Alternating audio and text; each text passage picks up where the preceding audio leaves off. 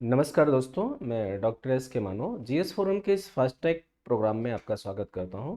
Last के videos में हम लोगों ने डाइजेस्टिव सिस्टम के अंतर्गत एलिमेंट्री कैनाल के विषय में बात किया था। आज हम लोग डाइजेस्टिव सिस्टम के अंतर्गत कौन सी ग्लैंड्स आती हैं इस पर चर्चा करेंगे। तो यद्यपि सैलिवरी ग्लैंड्स और गैस्ट्रिक ग्लैंड पे मैंने उस लास्ट वीडियोज में बात कर लिया है। आज स्पेशली हम लीवर के विषय में और पैंक्रियाज के संदर्भ में बात करेंगे। तो आज का हमारा जो डिस्कशन का टॉपिक होगा वो डाइजेस्टिव ग्लैंड्स और डाइजेस्टिव ग्लैंड्स के अंदर लीवर होगा। तो आप एक पॉइंट डालें, डाइजेस्टिव ग्लैंड्स अर्थात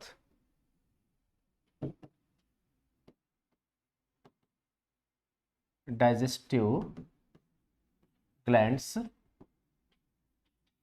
और इस डाइजेस्टिव ग्लैंड्स के अंतर्गत सैलिवरी ग्लैंड्स भी हैं,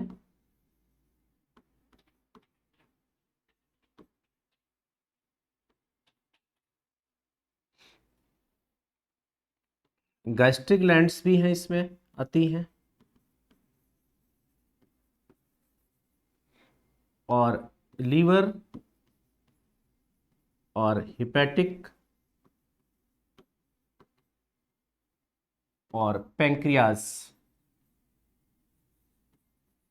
ये इनमें सैलिवरी ग्लैंड्स और गैस्ट्रिक ग्लैंड्स पे हमने चर्चा कर लिया है। हमें आज जो बात करना है वो लीवर पे करना है और पैंक्रियाज पे करना है।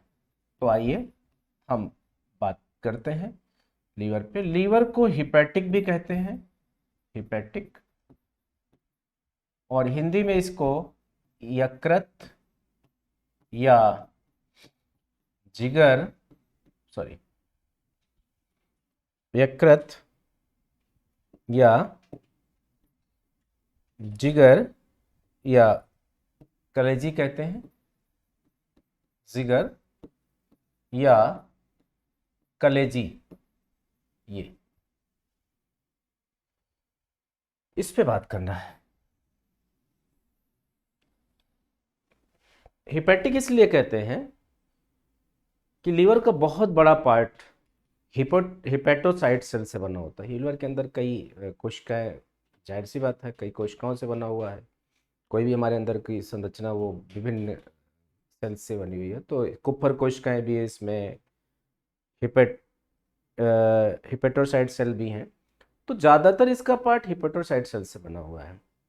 और अभी हम कुप्फर कोशिकाओं को अभी की भी चर्चा कर लें। कुप्फर कोशिकाएं जो है यही बेसिकली बिलीरुबिन को, यही ब्लड के बिलीरुबिन को फिल्टर करती हैं और फिल्टर करके बाइल जूस में डाल देती हैं, यही। और जब यही नहीं कर पाती तो फिर अभी हम डिजीज वाले पार्ट में देखेंगे।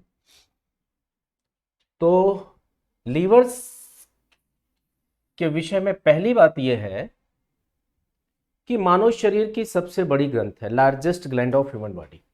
पहला point, largest gland of human body, ये मानव शरीर की सबसे बड़ी ग्रंथ है। सबसे बड़ी ग्रंथ भी और सबसे बड़ी एक्सोक्राइन ग्लैंड भी है। It is largest gland of human body and exocrine gland also. बहिस्रावी ग्रंथ भी सबसे बड़ी है और ग्रंथ के रूप में तो सबसे बड़ी ही है। ये चॉकलेटी कलर का होता है और इसका वेट लगभग 1.5 केजी होता है, 1.5 किलोग्राम इसका वेट है। और ये चॉकलेटी कलर का होता है, अर्थात चॉकलेट के कलर का होता है। और अगर इसकी हम सिचुएशन की बात करें कि स्थित कहाँ होता है, तो ये ह्यूमन की बॉडी में जो एब्डोमिनल कैविटी है, उस एब्डोमिनल कैविटी में राइट साइड में और अपर पार्ट में होता है।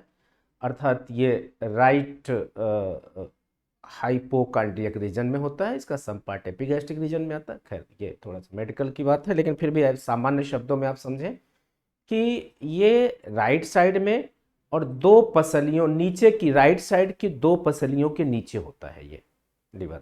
1.5 किलोग्राम का, चॉकलेटी कलर का, बाई लूब्ड होता है, 2 लूब होते हैं इसमें।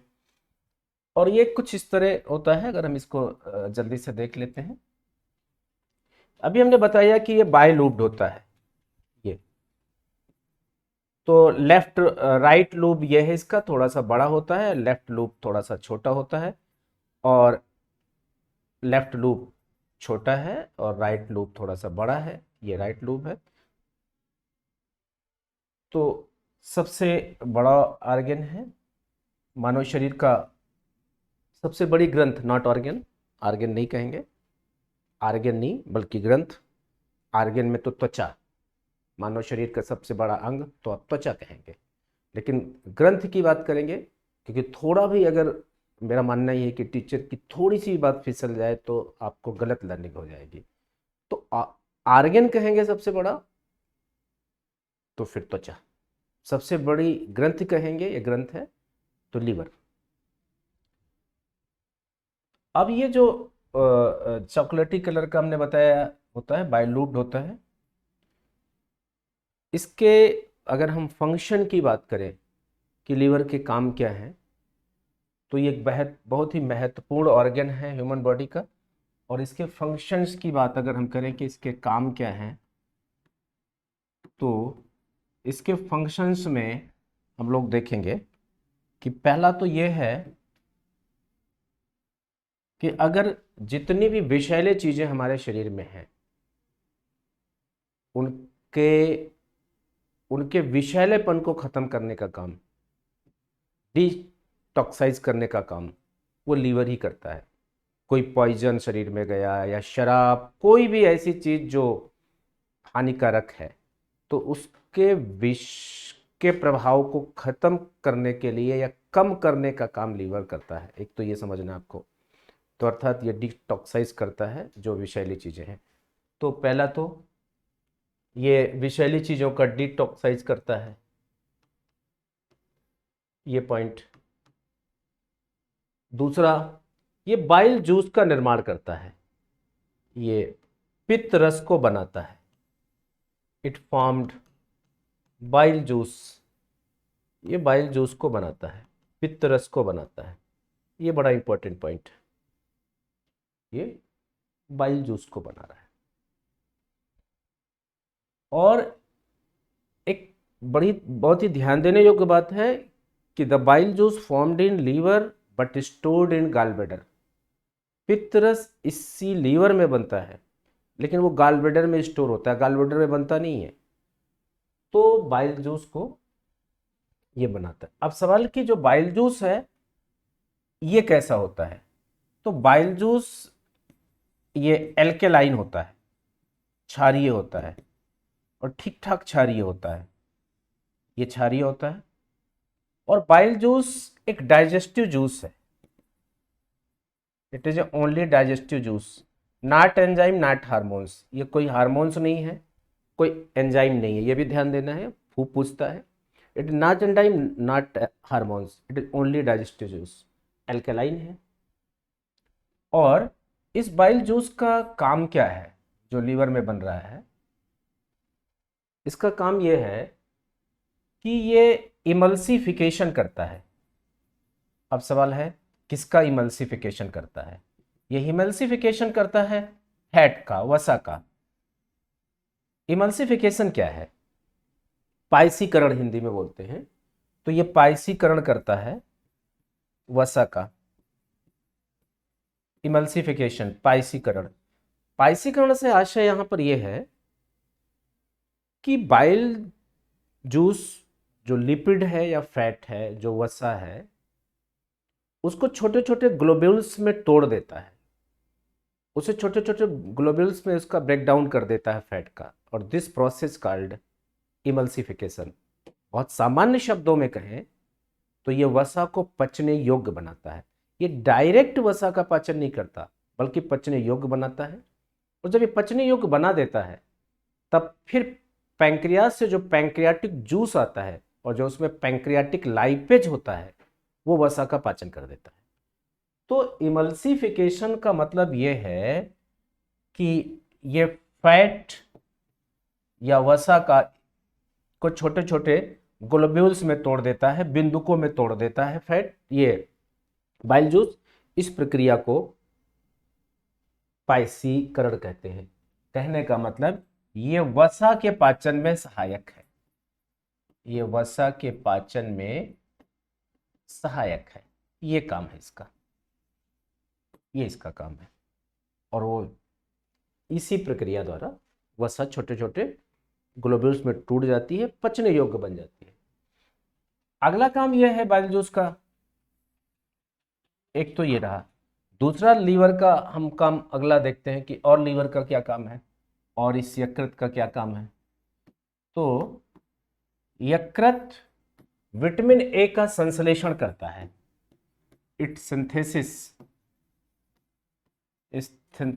विटामिन ए, ये विटामिन ए का संश्लेषण भी करता है।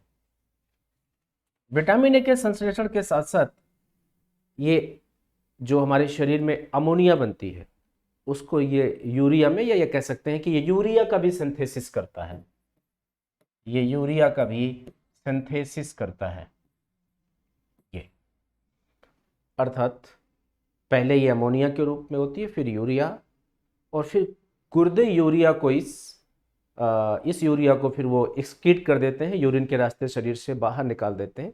इसका मतलब कहीं ना कहीं ये एक सहायक एक्सक्रीटरी ऑर्गन के रूप में भी काम कर रहा है। एक बेकार की चीज, उत्सर्जी चीज को excretory material, urea is excretory material in human body, तो ये ह्यूमन बॉडी में एक एक्सक्रीटरी मटीरियल है, एक उत्सर्जी पदार्थ है। और अगर ये इसको, अगर अमोनिया को यूरिया में बदल रहा है, सिंथेसिस कर रहा है और फिर यूरिया को वो बाहर निकल रहा है, तो एक तरह से कहीं ना कहीं लीवर एक हेल्पिंग या एसेसरी, एक सहायक उत्सर्जी अंग के रूप में भी काम करता है। एक तो ये बात हुई। ये फॉर्म्ड करता है लीवर फॉर्म्ड करता है ये प्रोथ्राम्बिन, फाइब्रिनोजन एंड हिपेरिन, ये प्रोथ्राम्बिन को बनाता है, प्रोथ्राम्बिन। फाइब्रिनोजन को भी ये बनाता है, ये फाइब्रिनोजन, और हिपेरिन को भी ये बनाता है, ये प्रोथ्राम्बिन, फाइब्रिनोजन एंड हिपेरिन, इन सबको ये बनाता है। ये तीनों लीवर में बनते हैं। ये दोनों तो डिफेंसिव प्रोटीन है, और इसकी चर्चा हमने सर्कुलेटरी सिस्टम में जब ब्लड क्लॉटिंग की प्रोसेस में पढ़ा रहा था, तो वहां मैं चर्चा कर चुका हूं इसकी। फिलहाल थोड़ा सा देख लें। ये दोनों प्रोटीन है और यही दोनों ब्लड क्लॉटिंग में हेल्प करते हैं, और लीवर इनको बनाता है, ये ब्लड में है। ये दोनों डिफेंसिव प्रोटीन है, और ये हिपेरिन जो है ये कॉन्जुगेटेड पॉलीडाइसेकेराइड है, इसको भी लीवर बना रहा है, और ये ब्लड वेसल्स में ब्लड को जमने से रोकता है। अगर ये ना हो तो ब्लड वेसल्स में ही, रुधिर वाहिनियों में रुधिर जम जाएगा। वहां पे हमने डिटेल में बात की है। तो एक तो ये काम कर रहा है कि ये इनको, इनके निर्माण में सहायक है। दूसरा, जो लीवर की कुफर कोशिकाएं हैं, कुफर सेल्स ऑफ लीवर, ये लीवर है और लीवर के अंदर कुफर सेल्स हैं, कुफर सेल्स। इन कुफर सेल्स की खोज वैज्ञानिक कुफर ने किया, इसलिए इनका नाम कुफर सेल पड़ गया। ये लीवर की कुफर सेल्स जो है, कुफर कोशिकाएं, आपने ऐसे जनरली सुना होगा, आपको आइडिया होगा कि लीवर जो बाइल जूस, लीवर जो है, जो बाइल जूस का पिगमेंटेड मैटर है, जो रंगक पदार्थ है, वो बेसिकली बिलीवर्डिन ही है। और ये बिलीवर्डिन क्या है? आरबीसी जब टूटता है तो उससे बिलीरुबिन तैयार होता है, बिलीरुबिन बनता है, जो एक वेस्ट मटेरियल है। उस वो बिलीरुबिन फिर बिलीवर्डिन में बदलता है। उसको, बिलीवर्डिन को, ये लीवर की कुफर कोशिकाएं अलग कर देती हैं ब्लड से, और अलग करके बाइल जूस में डाल देती हैं, बाइल जूस में। वही जब बाइल जूस में जाता है तो बाइल पिगमेंट कहलाने लगता है। तो लीवर का काम यह है, आप सीधे तौर पे ये बोले कि ये बिलीरुबिन को ब्लड से अलग करती है। It separate bilirubin from blood, ये बिलीरुबिन को ब्लड से अलग करती है और अलग करके बाइल जूस में डाल देती है। तो लीवर बिलीरुबिन को ब्लड से अलग करती हैं और बाइल जूस में डाल देती है। अगर लीवर की यही कुफर कोशिकाएं ये काम ना कर पाएँ तो ये बिलीरुबिन ब्लड में पड़ा रहेगा और ये पीले रंग का होता है और फिर व्यक्ति का शरीर पीला हो जाता है। इसी को जॉन्डिस कहते हैं। अभी स्पेशली जब हम डाइजेस्टिव सिस्टम की डिजीज के संदर्भ में बात करेंगे कि diseases related to digestive system and cure, तो वहाँ पे हम इसको डिटेल में बात कर लेंगे। तो ये एक तो काम ये है, ये इसका काम।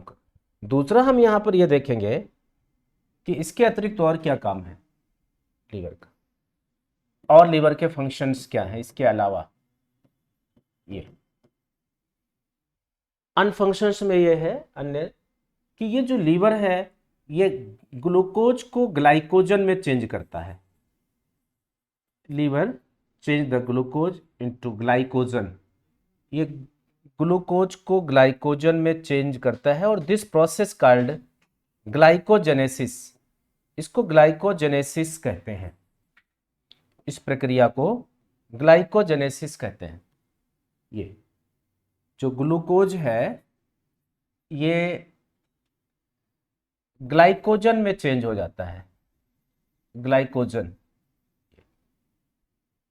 और ये लीवर कर रहा है, लीवर चेंज कर रहा है इसको में। तो ग्लूकोज चेंज इनटू ग्लाइकोजन, ये दिस प्रोसेस कॉल्ड ग्लाइकोजेनेसिस। ये कहीं भी जेनेसिस लगे तो इसका मतलब वहां पे कोई चीज बन रहा है, फॉर्मेशन हो रही, निर्माण हो रहा है किसी चीज का। तो glucose change into glycogen by the liver, this process called glycogenesis. अब लीवर में जो ग्लूकोज जमा होता है, वो अगर हम ऐसी कंडीशन कोई आ जाए संकट की हमें भोजन नहीं मिल रहा, तो लगभग लीवर में जो जमा हुआ ग्लाइकोजन है, ग्लूकोज ग्लाइकोजन के रूप में जमा है, वो 1.5 से 2 दिन तक का हमें वो एनर्जी कैलोरी प्रोवाइड करेगा।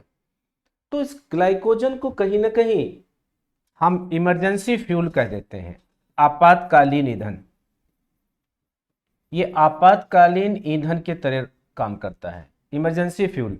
इसे कई बार फ्यूचर फ्यूल की भी संज्ञा दी जाती है। फ्यूचर फ्यूल, भविष्य का ईंधन, इसको भविष्य का ईंधन भी कहते हैं।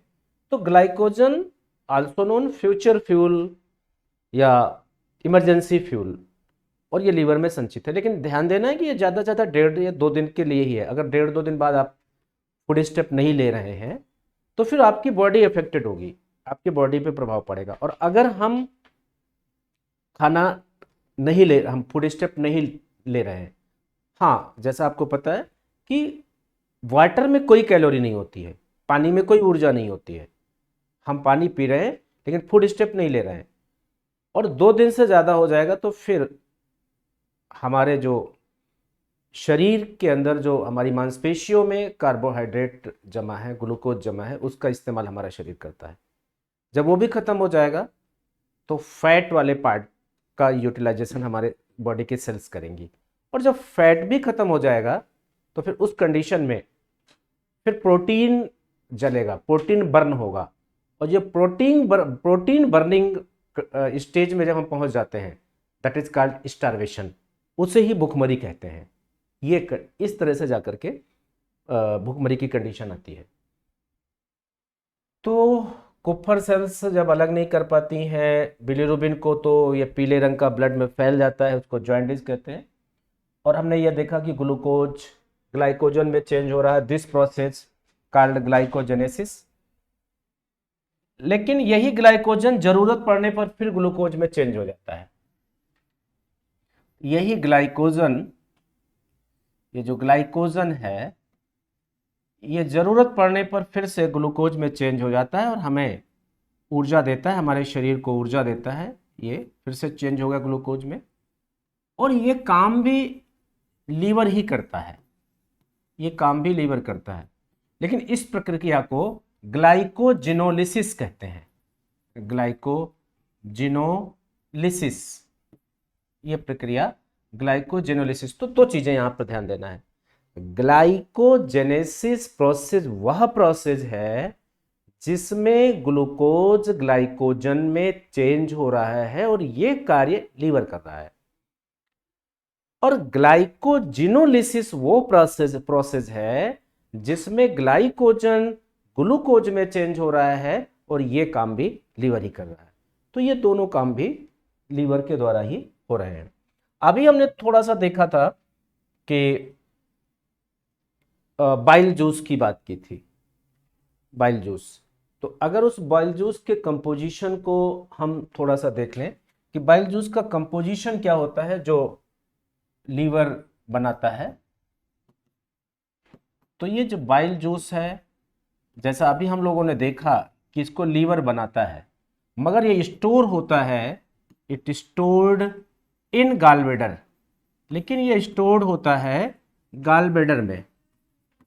ये गॉलब्लैडर में स्टोर होता है, ये ध्यान देना है कि भाई बनता तो लीवर में है बट ये स्टोर्ड होता है गॉलब्लैडर में। ये बाइल जूस के अगर हम कंपोजिशन की बात करें, इसके संयोजन की बात करें, रासायनिक संयोजन की बात करें कि इसमें होता क्या क्या है, तो इस बाइल जूस में एक तो वाटर होता है और लगभग 90% भाग इसका जो है ये आप 90 से 92% पार्ट इसका ये वाटर ही है। इसके अतिरिक्त इसमें बाइल साल्ट भी होता है, पित्त लवण कहते हैं उसको, बाइल साल्ट। और ये बाइल साल्ट लगभग 6% होता है।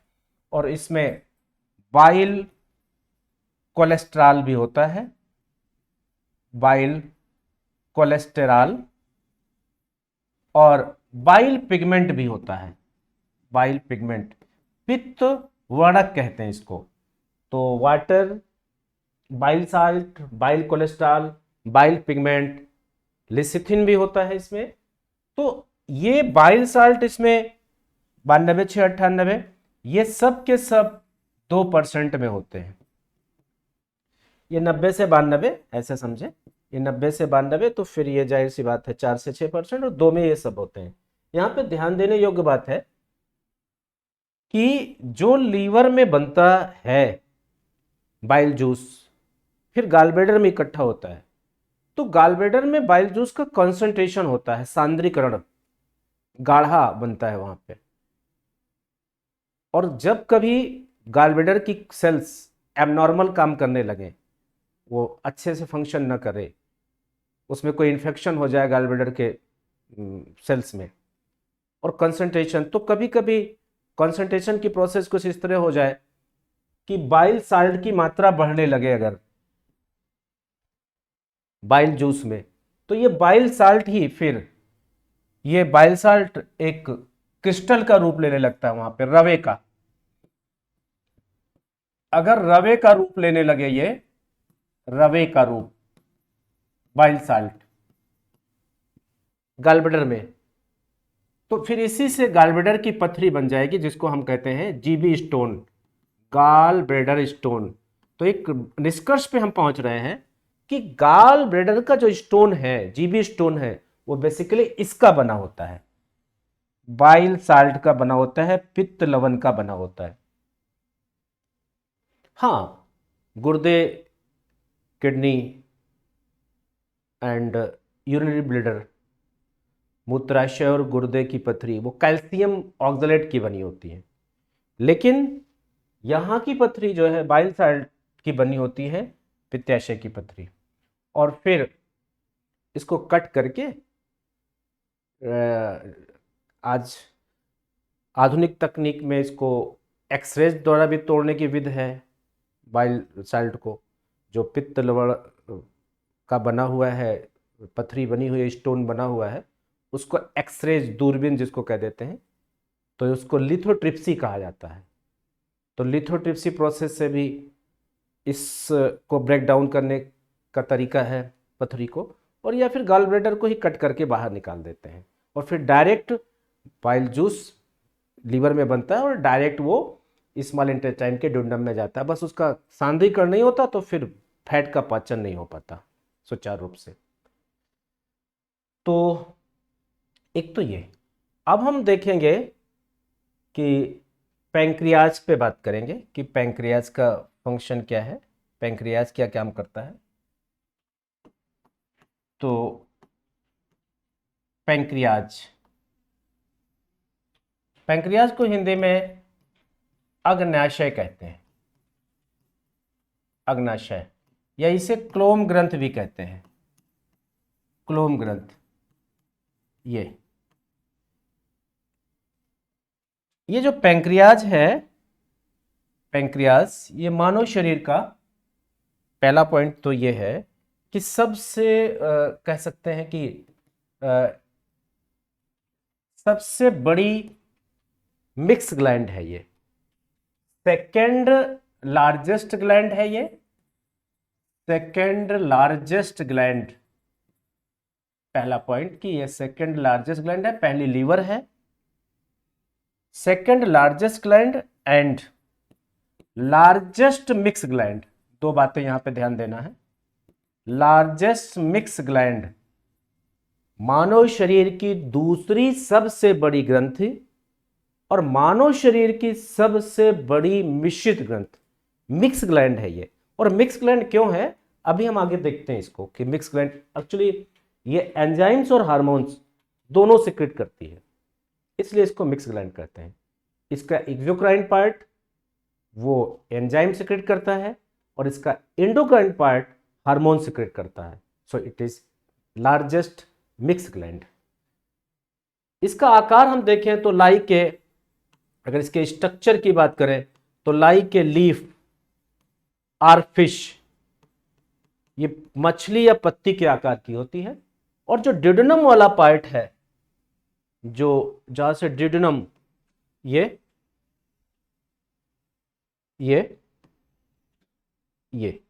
जो डिडनम का पार्ट है, ये देखें, स्मॉल इंटेस्टाइन का जो डिडनम वाला पार्ट है इतना, वहीं से ये अराइज करती है, अराइज।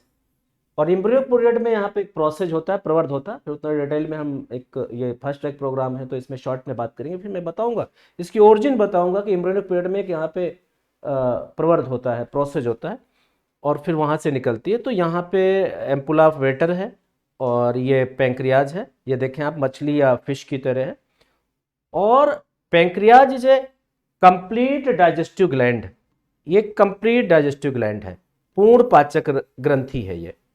अब जब हम ये कह रहे हैं कि ये पूर्ण पाचक ग्रंथि है, इट मीन्स कि ऐसे तो इसके साथ ये नाम लगेगा नहीं, इसका मतलब ये निकला कि फिर ये कंप्लीट डाइजेस्टिव जूस, ये जो जूस सिक्रेट करती है पैंक्रियाज, उसको पैंक्रियाटिक जूस कहते हैं।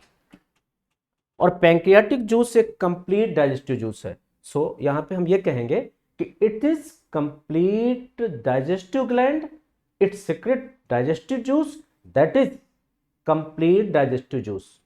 तो ये जो जूस को निकालती है, सिक्रेट करती है, वो कंप्लीट डाइजेस्टिव जूस होता है, ये कंप्लीट डाइजेस्टिव जूस। तो कंप्लीट डाइजेस्टिव जूस कौन कहलाएगा, पैंक्रियाटिक जूस। तो अब हम देखेंगे कि इस पैंक्रियाटिक जूस पे बात करेंगे कि इसके अंदर क्या क्या होता है। तो pancreatic juice is a complete digestive juice, अर्थात एक पूर्ण पाचक रस है, अग्नाशयी रस एक पूर्ण पाचक रस है। हम अब ये देख लेते हैं कि पैंक्रियाज के पार्ट कितने होते हैं, मतलब मोटे तौर पे इसके कितने भाग होते हैं और उनसे कहां से क्या चीज स्रावित होती है, इसको हम इस फ्लो चार्ट के माध्यम से देख लेते हैं। तो पैंक्रियाज, पैंक्रियाज ये, और इस पैंक्रियाज के अंदर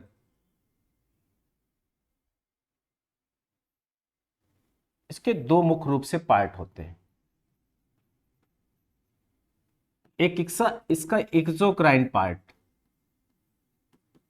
एक इसका एक्सोक्राइन पार्ट और एक इसका एंडोक्राइन पार्ट, ये एंडोक्राइन पार्ट। अब जो इसका एक्सोक्राइन पार्ट है, ये डक्टनेस होता है, अर्थात नलिका युक्त होता है, ये नलिका युक्त। और इसका ये वाला भाग डक्टलेस होता है, अर्थात ये नलिका विहीन होता है, नलिका विहीन। ये अब ये जो इसका एंडोक्राइन पार्ट होता है, ये सिक्रेट करता है, ये सिक्रेट करता है एंजाइम, ये एंजाइम सिक्रेट करता है, अर्थात ये पाचक एंजाइम स्रावित करता है। और जो इसका एंडोक्राइन पार्ट होता है, ये सिक्रेट करता है हार्मोन्स। ऐसा अभी और किसी ग्लैंड में हमने बात नहीं किया कि भाई वो भी एक्सोक्राइन पार्ट भी है, उसमें एंडो भी है और वो एक एंजाइम स्रावित कर रही है, एक हार्मोन्स, लेकिन यहाँ पे कर रहे हैं, इसीलिए मिक्स ग्लैंड है। तो एक्सोक्राइन पार्ट इसका एंजाइम सिक्रेट कर रही है और जो एंडोक्राइन पार्ट है ये इसका हार्मोन सिक्रेट कर रहा है। अब हम ये देख लेते हैं कि इसमें जो इसका एक्सोक्राइन पार्ट है एंजाइम सिक्रेट कर रहा है, तो एंजाइम कौन कौन से हैं? तो पैंक्रियाज, जो उसका जो पैंक्रियाटिक जूस है, जो उस पैंक्रियाटिक जूस में एंजाइम्स हैं, तो उसके कौन कौन से एंजाइम्स हैं, ये बात हम यहाँ पे देख लें। ये कौन कौन से एंजाइम्स सिक्रेट कर हो रहे हैं उससे, और क्या उनका फंक्शन है, क्या रोल है, फूड के किस कंपोनेंट का वो डाइजेशन कर रहे हैं, पाचन कर रहे हैं। तो एक एंजाइम पैंक्रियास सिक्रेट करता है जिसका नाम है ट्रिप्सिन। ट्रिप्सिन फिलहाल ये ट्रिप्सिनोजन के रूप में पहले होता है और बाइल जूसिस को ट्रिप्सिन में चेंज करता है। वो डिटेल की क्लास में हम लोग फिर देखेंगे, अभी हम एकदम एग्जाम ओरिएंटेड बातें जो डायरेक्ट एग्जाम में आनी है। तो ट्रिप्सिन, ये ट्रिप्सिन, ट्रिप्सिन का काम ये है कि ये डाइजेस्ट करता है प्रोटीन को, प्रोटीन पे काम करता है, ये प्रोटीन पे काम करेगा। ट्रिप्सिन एक काइमोट्रिप्सिन है, काइमोट्रिप्सिन, ये भी फंक्शन करता है प्रोटीन पे, अर्थात प्रोटीन को पचाता है।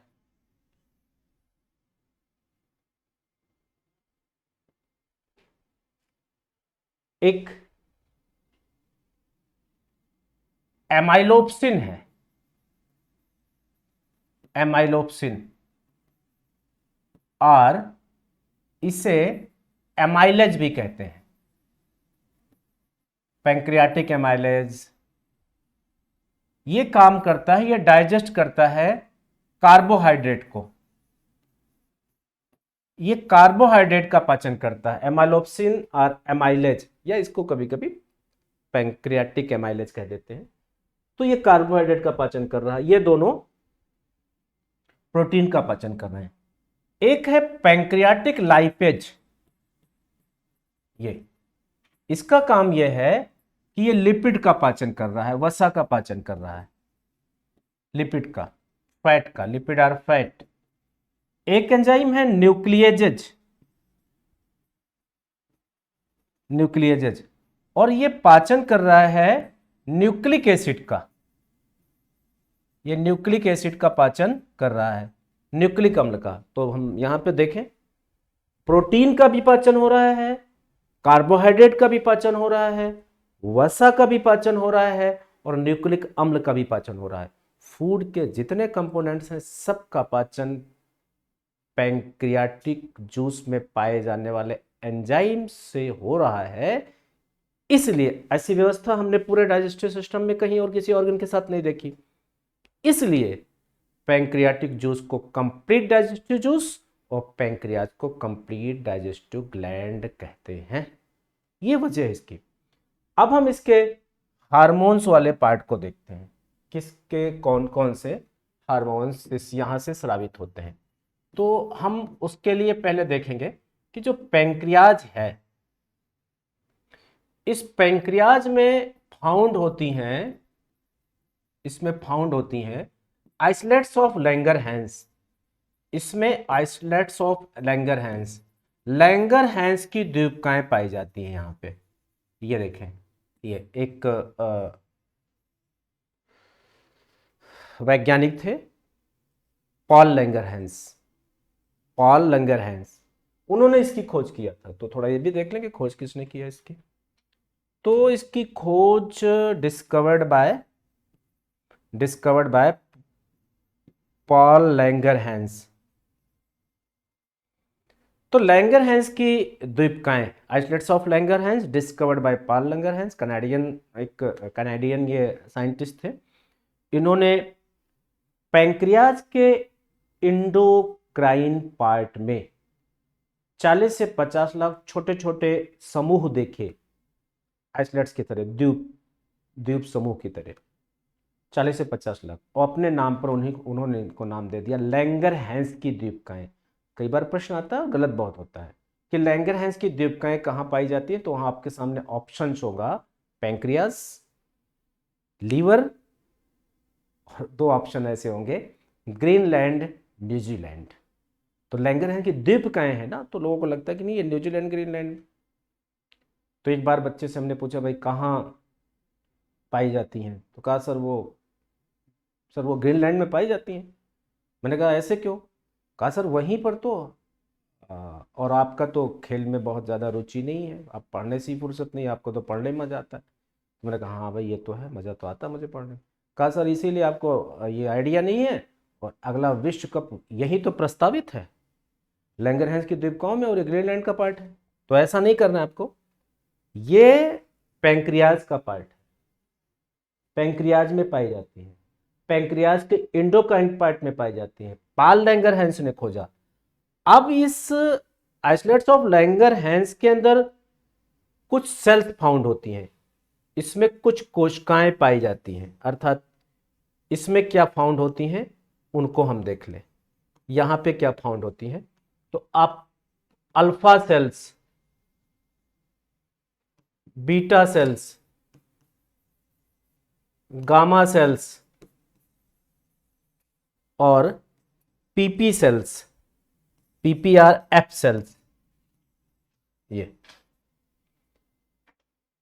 4 प्रकार की कोशिकाएं इस लैंगरहैंस की द्वीपकाएं में पाई जाती हैं। अब जो अल्फा सेल्स है ये बेसिकली सिक्रेट करती है, अल्फा सेल्स ग्लूकेगान हार्मोन्स, ग्लूकेगान हार्मोन्स, ये ग्लूकेगान हार्मोन सिक्रेट करती हैं अल्फा सेल्स।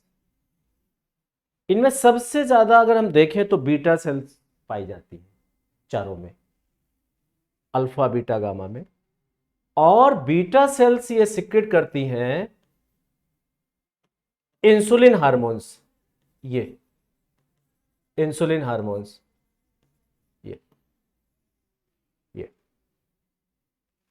ये इंसुलिन है, कितने लोगों का जीवन तबाह कर दिया है।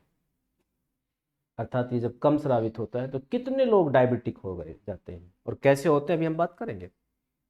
ये सिक्रेट करता है एक हार्मोन्स जिसको कहते हैं सोमैटोस्टेटिन, सोमैटोस्टेटिन,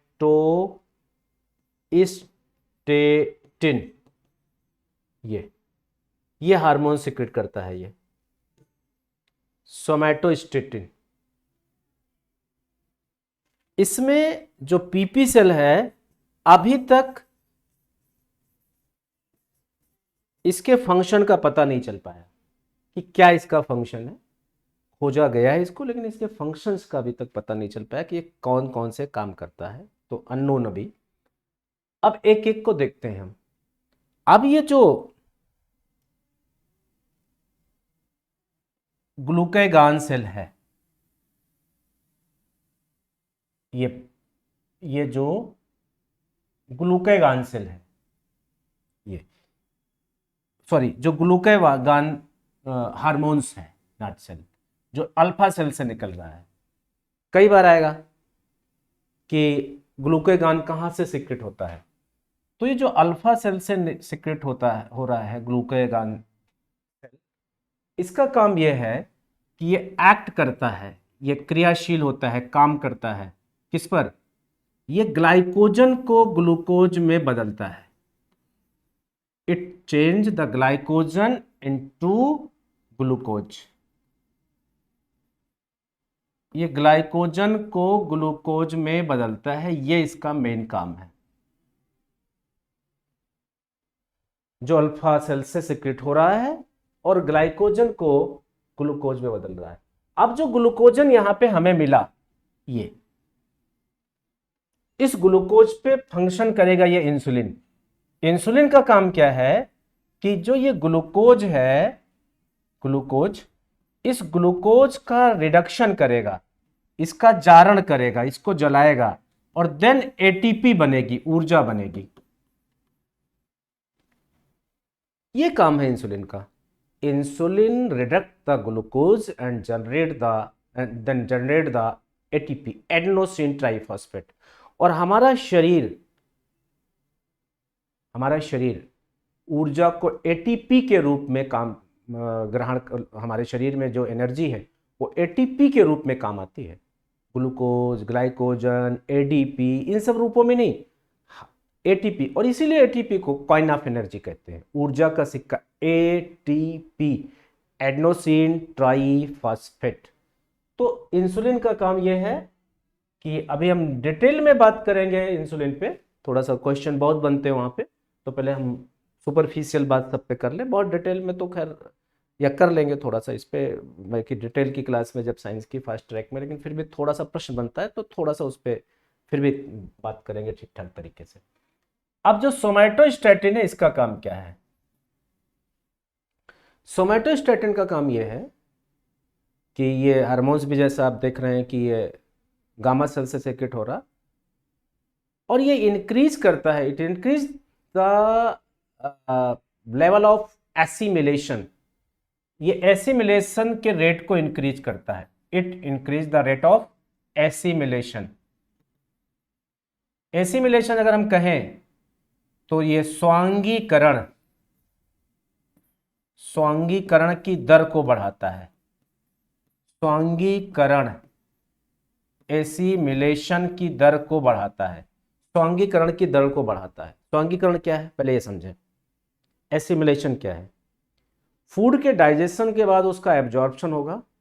एब्जॉर्प्शन के बाद, एब्जॉर्प्शन का मतलब कि न्यूट्रिएंट्स मटेरियल का ब्लड में जाना, और ब्लड पूरे बॉडी में सर्कुलेट हो रहा है तो न्यूट्रिएंट्स मटेरियल हमारे प्रोटोप्लाज्म में विलीन हो जाएगा, फिर अर्थात एकाकार।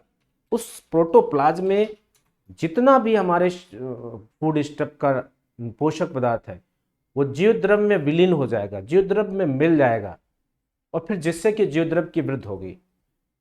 तो पोषक पदार्थों का जीवद्रव्य में विलीन होने की प्रक्रिया यह स्वांगीकरण कहलाती है, एसिमिलेशन कहलाती है। फिर से समझें, न्यूट्रिएंट्स मटेरियल का, पोषक पदार्थों का जीव द्रव्य में विलीन होने की प्रक्रिया, you can say nutrients material का प्रोटोप्लाज्म में पूरी तरीके से मर्ज होने की,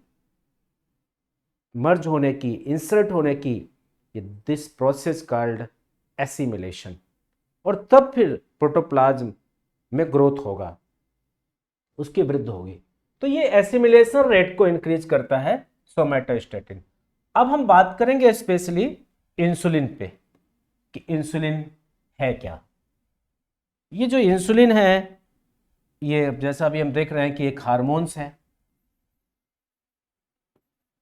इंसुलिन हार्मोन्स, ये इंसुलिन हार्मोन्स। अभी हम लोगों ने देखा कि ये पैंक्रियाज से स्रावित होता है। पैंक्रियाज में भी जो उसका इंडोक्राइन पार्ट है उससे स्रावित होता है। जो उसका इंडोक्राइन पार्ट है उसमें भी जो लैंगरहैंस की द्वीपकाएं हैं उससे, वो लैंगरहैंस की द्वीपकाओं में भी बीटा सेल से। ये पॉइंट हमें जाकर के मिल रहा है। तो it's secreted from pancreas, particular endocrine part. Endocrine part के अंदर भी जो लैंगरहैंस की द्वीपकाएं हैं, लैंगरहैंस की द्वीपकाओं के अंदर भी जो बीटा सेल्स हैं उनसे निकल रहा है। अब ये इंसुलिन हार्मोन्स, अभी हम लोगों ने देखा कि ये ग्लूकोज का जारण करता है, रिडक्शन करता है, उसको जलाता है और देन एनर्जी प्रोड्यूस होती है। इंसुलिन हार्मोन्स बेसिकली एक पॉलीपेप्टाइड श्रृंखला की प्रोटीन है। ये पॉलीपेप्टाइड श्रृंखला की एक प्रोटीन है और इस इंसुलिन हार्मोन्स में जेडन जस्ता ठीक ठाक मात्रा में पाया जाता है। इंसुलिन में जेडन जस्ता ठीक ठाक मात्रा में पाया जाता है। एक प्रकार की पॉलीपेप्टाइड श्रृंखला की प्रोटीन है। ये ग्लूकोज का जारण करती है और अगर इसकी खोज, अगर हम ये कहें कि डिस्कवर्ड बाय, इसकी खोज किसने किया, तो इसकी खोज बेस्ट एवं बेंटिंग ने किया। बेस्ट एवं बेंटिंग, ये दो कह सकते हैं कि जो बेंटिंग है वो एक प्रोफेसर थे, सर्जन थे, मेडिकल कॉलेज में प्रोफेसर थे और बेस्ट उनका स्टूडेंट था। इन दोनों लोगों ने मिलकर बेस्ट और इस काम के लिए इनको नोबेल पुरस्कार भी मिला था, बेस्ट एवं बेंटिंग को। तो इन्होंने इंसुलिन हार्मोन्स की खोज तकरीबन 1921-22 के करीब में किया और इस काम के लिए इनको नोबेल भी मिला। ये इसका मुख्य काम कि ग्लूकोज को जलाना, जारण करना। अब अगर ये प्रॉपर मात्रा में सिक्रेट नहीं हो रहा है किसी में, अगर ये प्रॉपर मात्रा में किसी में बन नहीं रहा है, तो वो व्यक्ति फिर डायबिटिक हो जाएगा, अर्थात उसे डायबिटीज हो जाएगी। उस बीमारी को कहेंगे डायबिटीज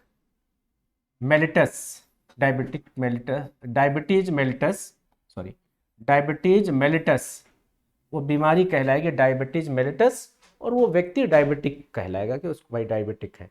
तो इंसुलिन हार्मोन्स की कमी से ग्लूकोज का ठीक से रिडक्शन नहीं हो पाता और फिर वो ग्लूकोज यूरिन के रास्ते, पेशाब के रास्ते शरीर से बाहर निकल जाता है। इस बीमारी को मधुमेह या शर्करा या डायबिटीज मेलिटस कहते हैं। डायबिटीज मेलिटस, डायबिटीज इंसिपिडस नहीं, वो अलग चीज है। इंसुलिन शॉक की वजह से वो भी अलग चीज है। डायबिटीज मेलिटस आपको समझना है। तो डायबिटीज बेसिकली इंसुलिन हार्मोन्स की कमी से। अब हम अगर कहें कि डायबिटीज में क्या होता है, तो डायबिटीज में बेसिकली इंसुलिन हार्मोन्स की कमी से ग्लूकोज का जारण नहीं हो पाता। डायबिटीज में बेसिकली इंसुलिन हार्मोन्स की कमी से जारण नहीं हो पाता, ग्लूकोज का जारण ना हो पाना। तो एक तो ग्लूकोज प्रॉपर शरीर के यूज नहीं आएगा, इंसुलिन डायबिटीज में इंसुलिन कम है। जब ग्लूकोज, तो फिर वो ग्लूकोज शरीर से बाहर निकल जाएगा। तो डायबिटीज के पेशेंट को हंगरनेस, भूख बहुत लगती है क्योंकि ग्लूकोज की कमी हो गई और सेल्स को एनर्जी चाहिए, भूख। लेकिन वेट उसका लॉस होगा, खाना खाने के बाद भी वेट लॉस होगा ये भी, और बार बार खाने की इच्छा, बार बार खाने की इच्छा और शरीर के काम में ग्लूकोज का ना आना। तो ये, और घाव का, डायबिटीज के पेशेंट का कभी कोई पार्ट कट गया वुंड से या ऑपरेशन है तो देर से घाव का भरना, ये सब प्रॉब्लम होती है। अब ग्लूकोज इसके टेस्ट के लिए एक तो खाली पेट, जिसको हम जो है फास्टिंग कहते हैं, और एक पीपी, पोस्ट प्रेडेंशियल, अर्थात खाने के बाद की कंडीशन। तो उसमें ये देखा जाता है कि स्टैंडर्ड ग्लूकोज की मात्रा 70 से 100 के बीच, ये खाली पेट की कंडीशन में जो रीडिंग मिलनी चाहिए, और फिर 100 से लेकर 140 के बीच में ये खाने के बाद की होनी चाहिए। तो अब डायबिटीज के पेशेंट को किस चीज़ की चीज़ें, कौन सी चीज़ें अवॉइड करनी चाहिए, तो इस डायबिटीज के रोगी को कौन सी चीज़ें अवॉइड करनी चाहिए, तो उसे बेसिकली कार्बोहाइड्रेट वाली चीज़ें अवॉइड करनी चाहिए। कार्बोहाइड्रेट वाली चीज़ें डायबिटीज के पेशेंट को अगर ये कौन कौन सी चीज़ें जिसमें आलू है, केला है, चीनी है, शकरकंद है, चावल है, ये चीज़ें अवॉइड करने की सलाह दी जाती है। फिर इंसुलिन के इंजेक्शन भी लगा पेशेंट, टैबलेट इंजेक्शन। कभी कभी इंसुलिन की मात्रा अगर शरीर में ज़्यादा हो जाए तो पेशेंट को इंसुलिन शॉक हो जाता है। अगर मान लीजिए किसी कारणवश ज़्यादा मात्रा ले लिया इंसुलिन की, उसने इंजेक्शन इंसुलिन ज़्यादा ले लिया तो उसको फिर इंसुलिन शॉक में वो मूर्छित होकर गिर पड़ेगा। मतलब उसमें ग्लूकोज लेवल अचानक एकदम कम हो गया, क्योंकि मात्रा ज़्यादा थी तो इंसुलिन का रिडक्शन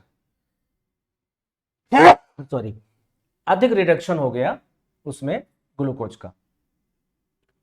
तो ये तो अभी हमने जनरली बात किया कि इंसुलिन के शॉक पे और डायबिटीज मेलिटस पे। तो आज के इस लेक्चर में हमने लोगों ने इतना बात किया।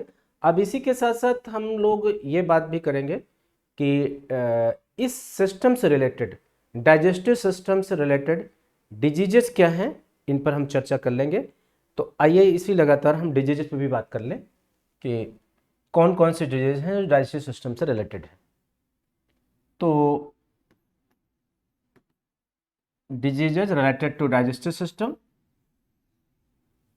तो अगर हम डिजीजेस की बात कर रहे हैं कि कौन कौन सी डिजीजेज हैं जो इस डाइजेस्टिव सिस्टम से संबंधित हैं, तो आप लोगों ने सुना होगा, बहुत ही ज़्यादा आइडिया होगा इसका, खूब लोग इससे अफेक्टेड होते हैं। एक डिजीज है टाइफाइड। टाइफाइड को एंटेरिक फीवर भी कहते हैं, एंटेरिक फीवर। हिंदी में इसको मियादी बुखार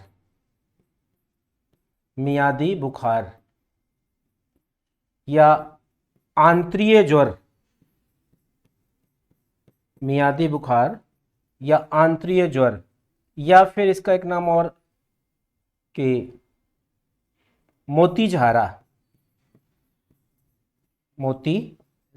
ये नाम है इसके। बदलता रहता है, एग्जाम में बार बार नाम बदल करके रखता है। तो इस टाइफाइड डिजीज में, जिसको एंटेरिक फीवर भी आपको पता ही चल पा रहा होगा, इसमें जो अफेक्टेड ऑर्गन है वो है स्मॉल इंटेस्टाइन। पहले वहाँ ऑप्शन ऐसे होंगे कि भाई टाइफाइड में क्या प्रभावित होता है, तो आप सबसे पहले बताएंगे कि वहाँ पे ऑप्शन होगा लीवर होगा, इंटेस्टाइन होगा, किडनी होगा, गॉल ब्लैडर होगा, ऐसे करके होगा। तो आपको ये है कि पहले इसमें इंटेस्टाइन प्रभावित होती है। अगर वहाँ इंटेस्टाइन में भी वहाँ पे ऑप्शन हो कि स्मॉल इंटेस्टाइन, लार्ज इंटेस्टाइन, तो स्मॉल इंटेस्टाइन। और स्मॉल इंटेस्टाइन में भी ज़्यादा जो अफेक्टेड पार्ट होता है वो ड्यूडेनम वाला पार्ट होता है, देखा जो गया है प्रैक्टिकल में, मैं बात को बता रहा हूँ। बाकी जब इंटेस्टाइन प्रभावित होगी तो पूरी इंटेस्टाइन, स्मॉल इंटेस्टाइन, लेकिन स्मॉल इंटेस्टाइन और स्मॉल इंटेस्टाइन इसमें टाइफाइड में प्रभावित होती है। और इसका कारण क्या है, इस टाइफाइड का पैथोजन क्या है, पैथोजन या कॉस्टिव ऑर्गेनिज्म। हमने एक लेक्चर में इस बात को डिटेल में बता रखा है कि क्या पैथोजन है। मुझे लगता है कि लास्ट टाइम का जो disease related to circulatory system, जहाँ मैंने डिजीजेज एंड क्योर, बीमारी और उपचार, तो हम साइंस के अंदर, अभी तो मैं बहुत शॉर्ट में बात कर रहा हूँ, अभी जब डिटेल की क्लास स्पीसीज के एग्जाम के बाद साइंस की जो एक लंबी श्रृंखला में शुरू करेंगे, और वो बहुत ही कंप्रहेंसिव फॉर्म में होगी, बड़े व्यापक रूप में होगी, तो हम आपको डिजीजल एक साथ नहीं पढ़ाएंगे। जैसे यहाँ पे डिजीजल ना, जिस सिस्टम की, जिस तंत्र से रिलेटेड डिजीज होगी उसको वहीं पे बताएंगे, जैसे यहाँ भी बता रहे हैं, लेकिन यहाँ थोड़ा शॉर्ट बता रहे हैं, वहाँ हम यहाँ तेजी से बता रहे हैं, वहाँ हम उसको बहुत ही कंप्रहेंसिव फॉर्म में बताएंगे। तो इसका पैथोजन का मतलब जो डिजीज को जनरेट करे, जो अकर करे, उसको पैथोजन कहते हैं, उसको कॉस्टिव ऑर्गेनिज्म भी कहते हैं। तो यहाँ इसका पैथोजन एक बैक्टीरिया है और उसका नाम है साल्मोनेला टाइफी। इसका नाम है साल्मोनेला टाइफी या टाइफस। साल्मोनेला टाइफी या टाइफस इस नामक बैक्टीरिया, और ये बैक्टीरिया है, ये क्या है? Bacteria. So you can say ये एक बैक्टीरियल डिजीज है। साल्मोनेला टाइफी या टाइफस से टाइफाइड होता है, और ये बॉडी में dirty food and water contamination, प्रदूषित जल और भोजन की वजह से ये शरीर में पहुंचेगा और ये टाइफाइड पैदा करता है। और टाइफाइड में हमने बताया कि आंत प्रभावित होती है, और क्लोरोमाइसिटीन जैसे ग्रुप की मेडिसिन बहुत कारगर होती है। खैर वो मेडिकल के लिए, उससे आपसे मतलब नहीं है। तो एक तो ये टाइफाइड हो गया। टाइफाइड के बाद अगर हम देखें तो गैस्ट्रोएंटेराइटिस एक डिजीज होती है, जिसमें गैस्ट्रिक और इंटेस्टाइन दोनों, और दूसरी डिजीज हम देखते हैं जो आमाशय से रिलेटेड है, एसिडिटी। एसिडिटी, ये एसिडिटी। एसिडिटी में यह है कि एसिड का फॉर्मेशन ज्यादा होने लगता है, अम्ल का फॉर्मेशन ज्यादा होने लगता है आमाशय में, स्टमक में, जठर में अम्ल का फॉर्मेशन ज़्यादा होने लगता है, और कई बार वो रिफ्लेक्ट करता है ईसोफेगस की तरफ भी। तो ये अम्ल का फॉर्मेशन और एसिडिटी, और बहुत तनाव लेने से या बहुत मिर्च मसाले वाली चीज़ें खाने से ये प्रॉब्लम होती है। इस एसिडिटी की कंडीशन में जो मेडिसिन दी जाती है वो एंटासिड दी जाती है। एंटासिड, एंटासिड दवाएं दी जाती हैं, और ये एंटासिड दवाओं में बेसिकली एल्युमिनियम हाइड्रोक्साइड होता है। इसमें एल्युमिनियम हाइड्रोक्साइड होता है, तो जिससे कि थोड़ा उसको राहत मिलती है एसिडिटी वाले पेशेंट में। Aluminium hydroxide, antacid. और आपने सुना होगा ये एंटासिड वाली दवाएं Mucaine gel, Digene gel, liquid form में भी, टैबलेट फॉर्म में भी। तो म्यूकेन जेल, डाइजीन जेल ये एंटासिड है, और एंटासिड में एल्युमिनियम हाइड्रोक्साइड ही होती है जो एसिडिटी को कम करती है।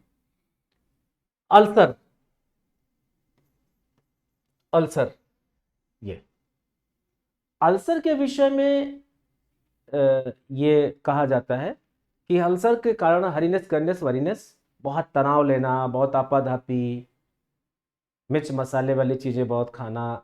लेकिन ये 2005 के पहले ये बातें बताई जाती थी कि इन सब कारणों से बहुत तनाव, बहुत मिर्च मसाले वाली चीज़ें, बड़ी आपाधापी के कारण अल्सर होता है। लेकिन ये बात 2005 के पहले की थी।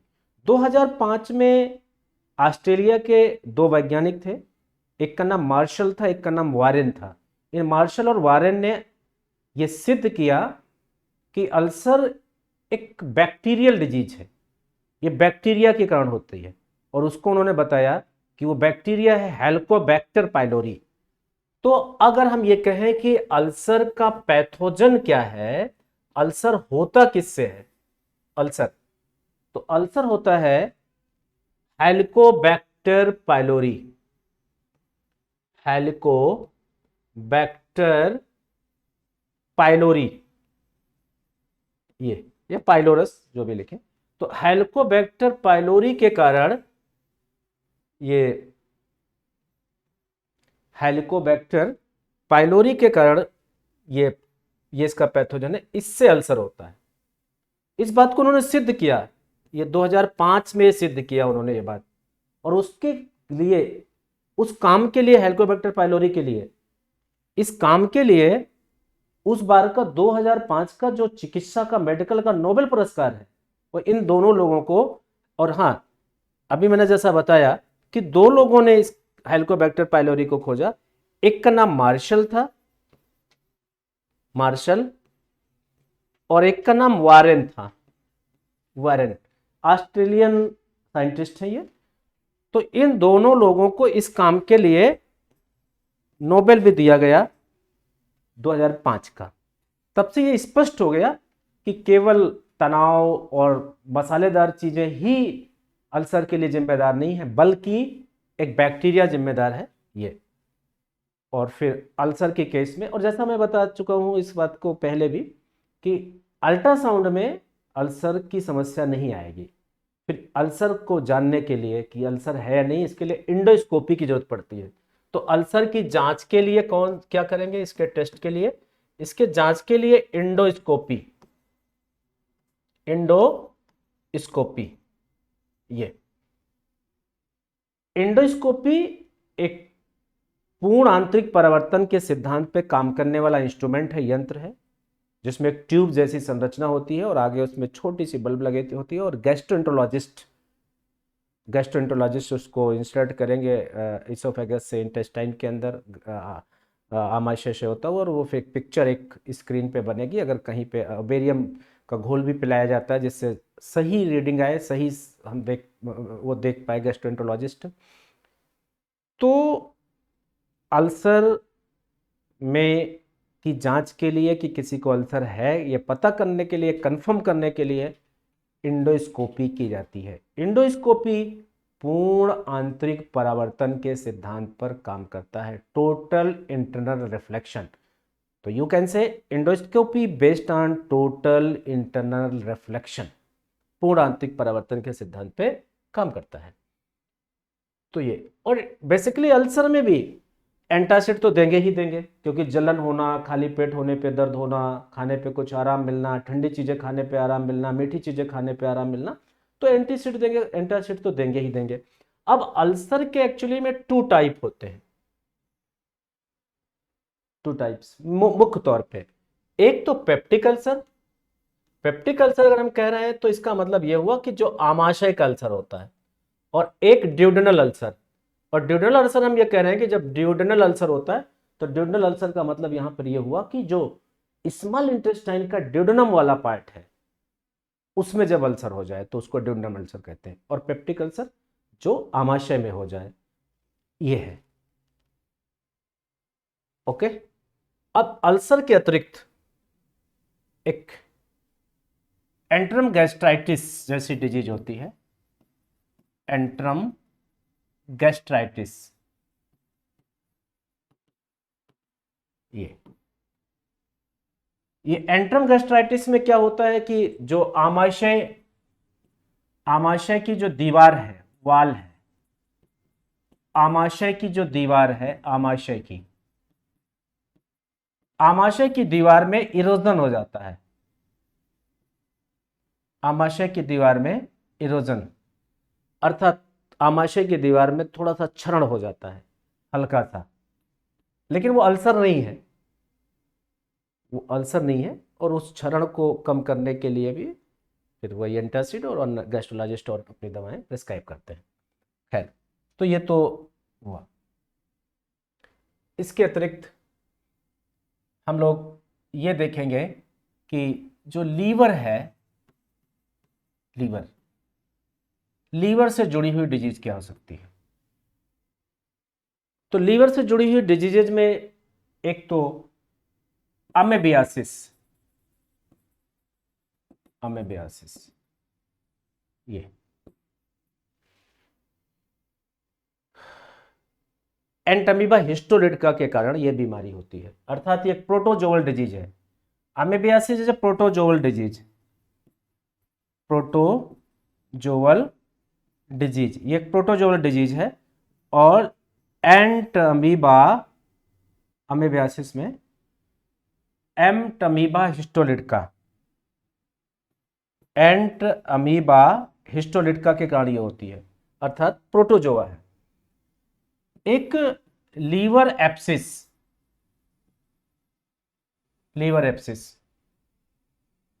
लीवर में किसी प्रकार का इन्फेक्शन हो जाना और लीवर का फोड़ा हो जाना। एक लीवर सिरोसिस में लीवर की जो सेल्स हैं, कैंसर हैं, सॉरी, लीवर अधिक शराब पीने के कारण लीवर की कोशिकाओं का नष्ट होना शुरू हो जाना, तो उसे लीवर सिरोसिस, अधिक शराब पीने के कारण लीवर सिरोसिस। तो cirrhosis disease related to liver cirrhosis में लीवर की कोशिकाएं जो है वो गड़बड़ होने काम करना ठीक से बंद कर देती हैं, और ये शराब से का अधिक सेवन करने वाले लोगों को होता है। सिरोसिस बोल रहा हूँ, सोराइसिस नहीं बोल रहा हूँ। सोराइसिस स्किन से संबंधित डिजीज है, ये वहां पे मैं सिरोसिस बोल रहा हूँ, सोराइसिस स्किन से है। तो लीवर सिरोसिस हो गया। लीवर कैंसर, लीवर की कोशिकाएं जब कैंसर में समझते ही है, कैंसर जब किसी भी पार्ट की सेल्स अनलिमिटेड प्रोलिफरेशन करने लगे, unlimited and uncontrolled proliferation of cells called cancer.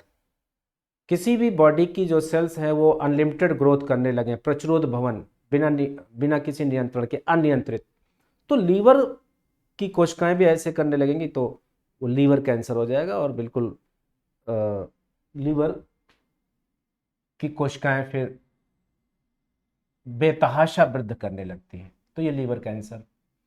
तो liver amoebiasis, liver abscess, liver cirrhosis, liver cancer और जॉइंडिस।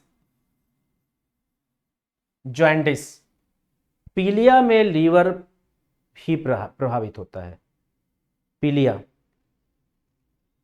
पीलिया में लीवर ही प्रभावित होता है। अब इसमें होता क्या है, जैसा कि अभी मैंने थोड़ी देर पहले बोला, लीवर की कुप्फर कोशिकाएं बिलीरुबिन को ब्लड से अलग करती हैं। बिलीरुबिन ब्लड में बनता है, आरबीसी के टूटने से बनता है। इसको थोड़ा सा देख लें, ये आरबीसी है,